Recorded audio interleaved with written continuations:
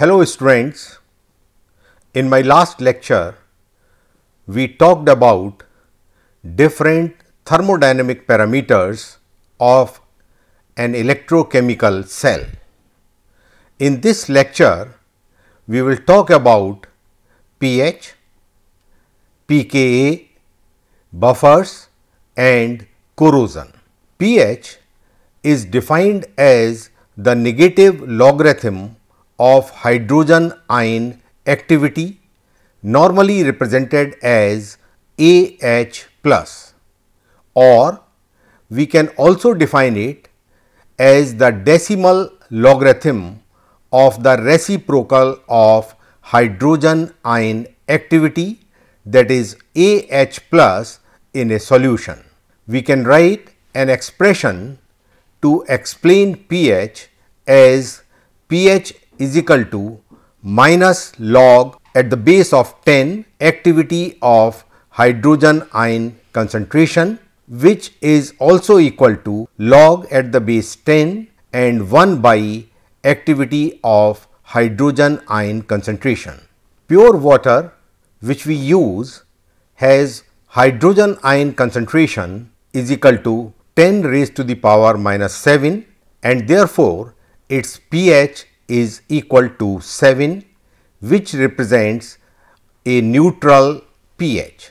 Acids have a high hydrogen ion concentration and thus they have a low pH value, that is lesser than 7. On the other hand, bases have a low hydrogen ion concentration and thus they have a high pH which is greater than pH 7.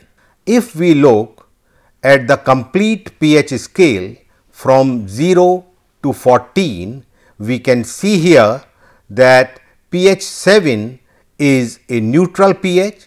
If we go down, the pH becomes acidic, and if we go higher, the pH becomes basic, or we can say that the solution becomes acidic when pH is lesser than 7 and the solution becomes basic when pH is greater than 7.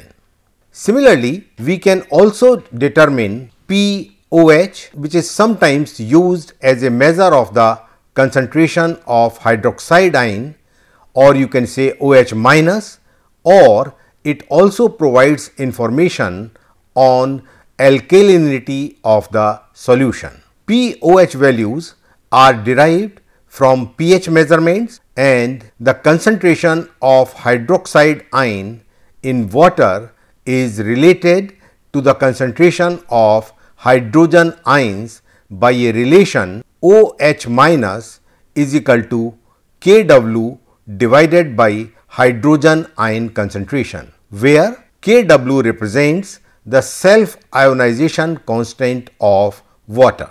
If we take logarithm in this equation, we can write it as log OH minus is equal to log Kw minus log H plus, and for pOH we write it as minus pOH is equal to pKw plus pH.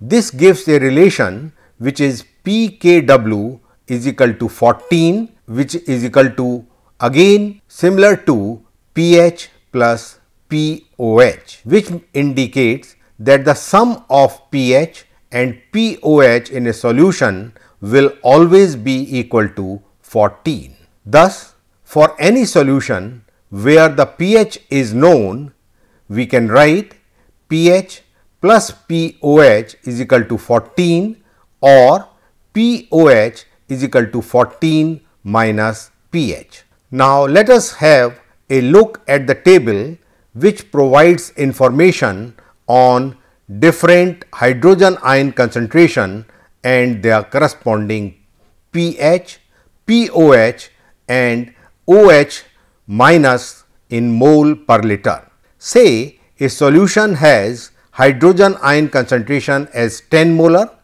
its pH will be minus 1, pOH will be 15, and you can see the sum will be again 14, and OH minus concentration will be 10 raised to the power minus 15.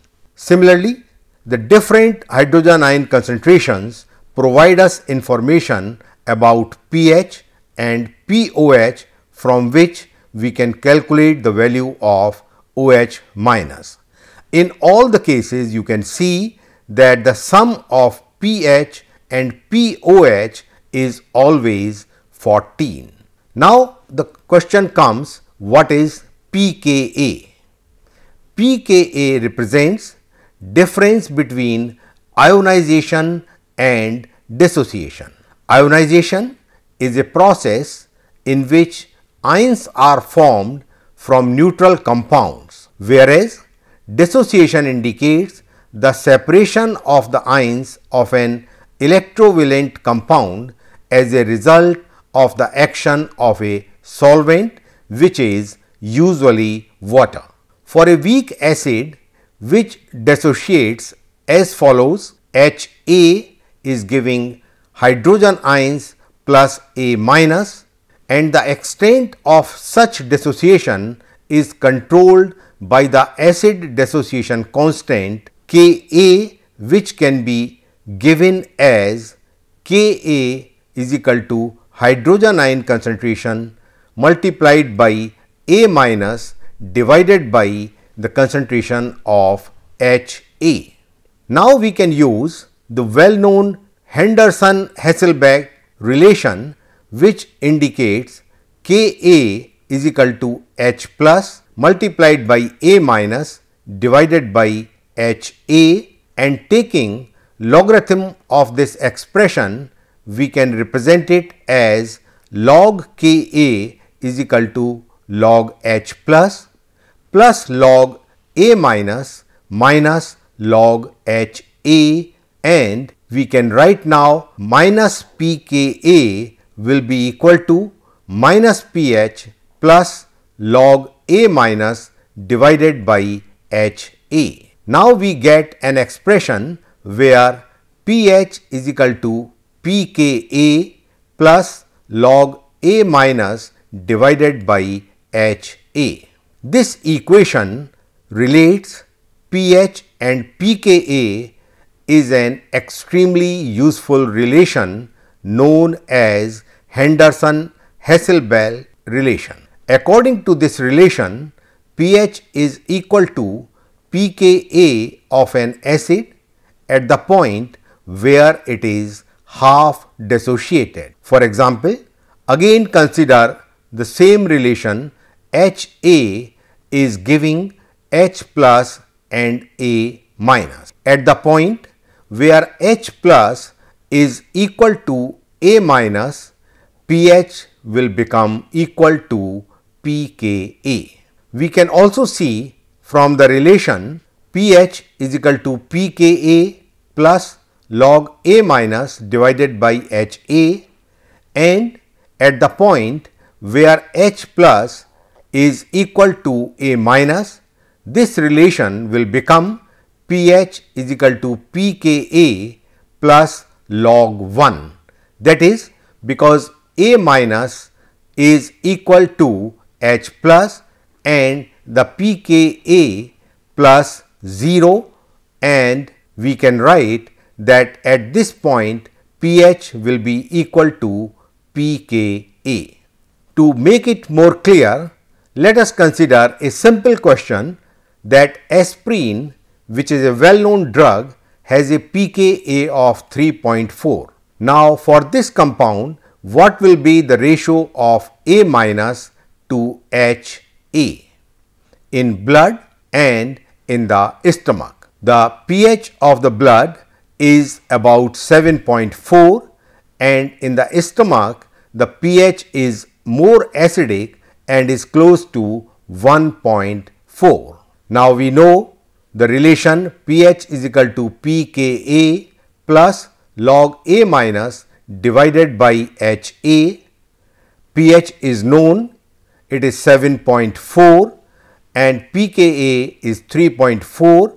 Then we can write it that 7.4 minus 3.4, which is equal to 4, is equal to log A minus divided by HA. This indicates that the ratio becomes 10 to the power 4 for A minus divided by HA, and similarly for part B, that is in stomach, we can write pH is equal to 1.4, pKa we know 3.4, and we can write 1.4 minus 3.4, which is equal to minus 2, is equal to log A minus divided by HA. This gives 10 raised to the power minus 2, that is 0.01 is the ratio for A minus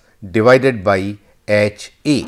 By using pKa values, we are able to express the strength of an acid, that is its tendency to dissociate with reference to the pH scale. If Ka is large, the pKa will have a low numerical value. For example, hydrochloric acid HCl has a pKa is equal to minus 3. Acetic acid has a pKa which is equal to 4.77. This indicates that acetic acid is a weak acid, whereas hydrochloric acid is a strong acid. A strong acid is the one which is largely or completely dissociated and which therefore has a high Ka value, or we can say a low pKa value. On the other hand, a weak acid is the one that is only slightly dissociated in solution and has a low Ka value, or we can say high pKa value. The next part comes is buffer. A buffer is a solution that can resist pH change upon the addition of an acidic or basic components. It is able to neutralize small amounts of added acid or base, thus maintaining the pH of the solution relatively stable. Buffer solutions have a working pH range and capacity which dictate how much acid or base can be neutralized before pH changes. A buffer is simply a mixture of a weak acid and its conjugate base, or a weak base and its conjugate acid. The use of one or the other will simply depend upon the desired pH when preparing the buffer. We have different types of buffer, particularly acidic buffer, basic buffer, and the next question comes, how buffers work? If we mix a weak acid with its conjugate base, both the acid and base components remain present in the solution. Since a weak acid rarely dissociates in water, likewise the conjugate base A is a weak base, it rarely steals a proton from water, and therefore high concentration of the weak acid or weak base remains in the solution, since they only rarely react with water. Let us see how buffers actually work. Buffers are very likely to react with any added strong base or strong acid. Let us consider, here we have a weak acid and weak base. We are adding them in a mixture. If a strong base is added to a buffer, the weak acid will give up its proton and transform the base into water, and itself changes to the conjugate base as follows. The reaction goes, Ha reacts with OH minus, giving A minus and H2O. Since the added OH is consumed by this reaction the pH will change only slightly. This is a representation. We are adding OH minus to HA, which is giving A minus and H2O. When a strong acid is added to a buffer, the weak base will react with the proton from the strong acid to form the weak acid HA as follows. H plus is reacting with A minus giving HA. The hydrogen ions gets absorbed by the A minus instead of reacting with water to form H3O plus, and therefore again the change in pH is very small. This is again a representation. We have HCl here, we are adding A minus, which is giving HA and forming Cl minus. As we can see, over the working range of the buffer, pH changes very little with the addition of acid or base. Once the buffering capacity is exceeded, the rate of pH change quickly jumps. This occurs because the conjugate acid or base has been depleted through neutralization, and this principle implies that a large amount of conjugate acid or base will have a greater buffering capacity. This graph shows the relation between pH and acidic basic relation, that is H3O plus is equal to OH minus. In the beginning, we can see the pH increases and goes up to about pH 5. Then the change in pH can be observed as a slow reaction, followed by the conjugate acid is depleted. In the first case, conjugate base is depleted.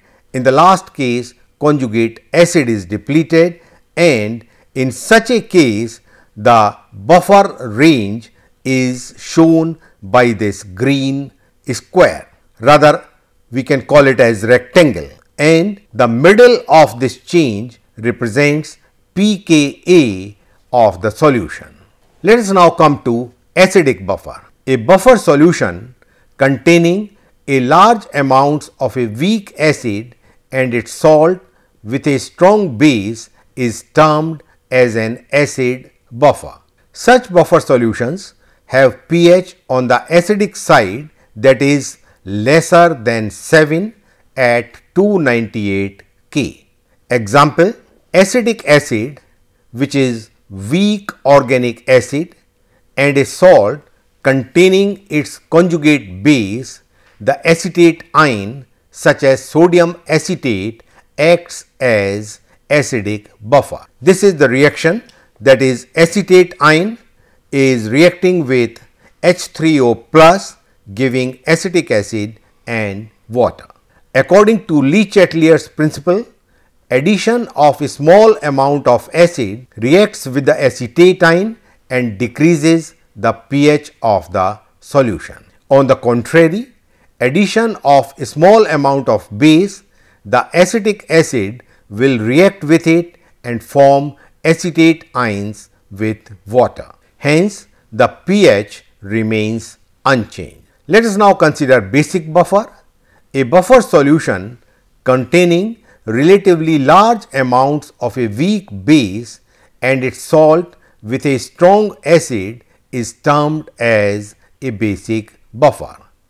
Such buffers have pH on the alkaline side, that is pH greater than 7. For example, ammonia, which is NH3, and a salt containing its conjugate base, the ammonium cation such as ammonium hydroxide, acts as basic buffer. Here the reaction is that NH3, that is ammonia, reacts with water to give NH4 plus ammoniamine and OH minus. Henderson-Hasselbalch equation for buffers. These buffers must be chosen for the appropriate pH range that they are called on to control. The pH range of a buffered solution is given by the Henderson-Hasselbalch equation, which is pH is equal to pKa plus log salt concentration divided by acid concentration. pOH is equal to pKb plus log salt by base. To make it more clear, let us consider a question. What pH do you get when to 0.1 molar acetic acid, that is 4.76 pKa, you add 0.02 molar NaOH? The reaction is, we are taking acetic acid CH3COOH, which is reacting with NaOH to give sodium acetate and water. The initial concentration of acetic acid is given as 0.1 and we are adding NaOH with 0.02 molar concentration. Now, in this case, the sodium acetate formed will be 0.02 and again water will be formed with 0.02 molar. Now, since on addition of 0.02 molar NaOH, the acetic acid will react with it and form 0.02 molar acetate ions along with water. Similarly, amount of acid left will be 0.1 minus 0.02. Hence, the pH of the solution will be equal to pKa plus log 0.02 divided by 0.1 minus 0.02, which will be equal to pKa is already given as 4.76 plus log 0.25 and pH will be now 4.76 minus 0.60 is equal to 4.16. There is another question for buffer solution. Let us calculate the pH of a buffer solution containing 0.2 mole of ammonium chloride and 0.1 mole of ammonium hydroxide per liter, where Kb for ammonium hydroxide is given as 1.85 into 10 to the power minus 5. Again, we are using the same equation. pOH is equal to pKb plus log salt concentration divided by base concentration. Now, pKb is equal to minus log Kb, which is again equal to minus log 1.85 into 10 to the power minus 5, which is a given value, and this becomes 4.733. Therefore, pOH will be equal to pKb plus log 0.2 divided by 0.1 and we will get 4.733 plus 0.3010 and the pOH in this case will be equal to 5.034. Now, pH we know is equal to 14 minus pOH and therefore, the pH of the solution will be 14 minus 5.034 is equal to 8.966. We must remember at this stage that for a solution having pH lesser than 7 are acidic and the solutions having pH greater than 7 are basic in nature. Let us now come to corrosion, which is a big problem because rusting, which is spontaneous oxidation, causes damage of billions of dollars every year in the world. Most structural metals have reduction potentials that are less positive than oxygen. For example, if we consider iron, it rapidly oxidizes to give Fe plus 2 and 2 electrons are evolved. the standard electrode potential for this reaction is 0.44 volt. Now, oxygen reacts with water in presence of 4 electrons to give 4 hydroxide ions, and the standard electrode potential for this reaction is 0.40 volt. Now, the iron plus 2, that is Fe plus 2, reacts with oxygen in presence of water to give Fe2O3 and H plus, and this reaction is the main reaction which is responsible for corrosion. Reaction happens in two places. Let us consider a ship's hull where corrosion is a very big problem. Here we can see, say this is water, and above the surface of water oxygen is available. This is the hull of the ship. Now, this hull starts acting as anode as well as cathode. The reactions are same.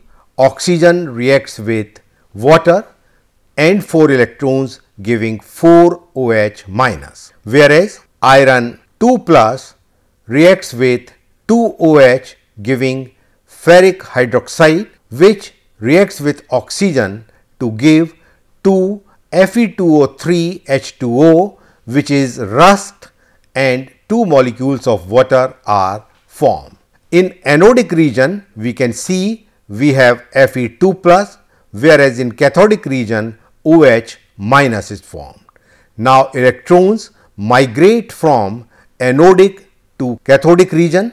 Now, for preventing corrosion, several steps are possible. First, we can coat, that is the coating, to keep out air and water so that the reaction does not take place. Galvanizing, that is putting a zinc coat on the surface of iron, and in this case it lowers reduction potential, so it is more easily oxidized and iron remains unaffected.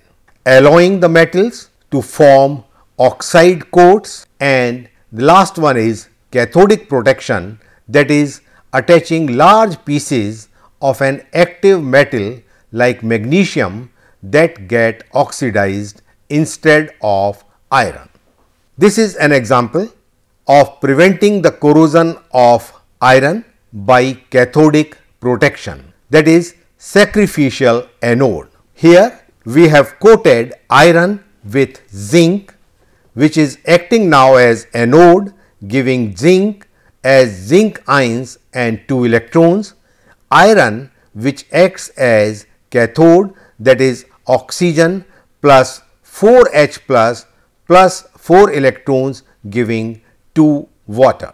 Now, you can see electrons are going from zinc to iron, and zinc is converting to Zn plus 2, and in this case this is the water droplet, and iron remains same and no reaction of Fe3 plus or iron metal takes place when it is coated with zinc. This is another example.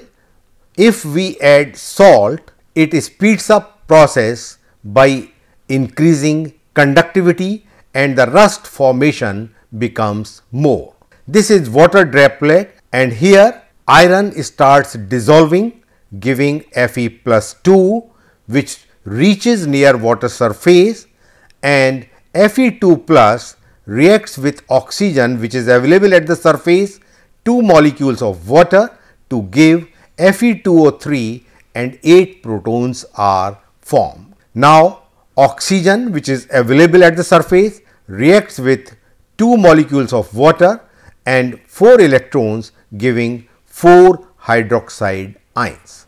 Now, these electrons and Fe2 plus starts forming rust, which is Fe2O3, which can be seen at the surface of iron. This type of rust you must have seen in iron objects which are during rainy season are exposed to open atmosphere where water or humidity is available, oxygen is available and iron metal is available, and you can see this type of brown rust in your iron objects which are left to air during humid season. Let us now come to applications of cathodic protection. Galvanized steel which is coated with zinc. This type of screws, nuts you can see in the market where zinc is coated. Sacrificial anodes, ship hulls which we already discussed, and subs, that is submarines, free flooding areas. These are some nuts which are coated with zinc.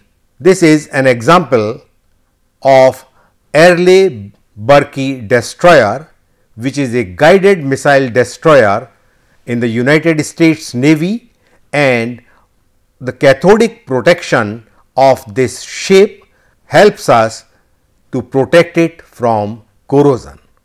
Another example is Los Angeles class submarine, which is nuclear powered fast attack submarine in the service of United States Navy, where cathodic protection helps them in protection from corrosion.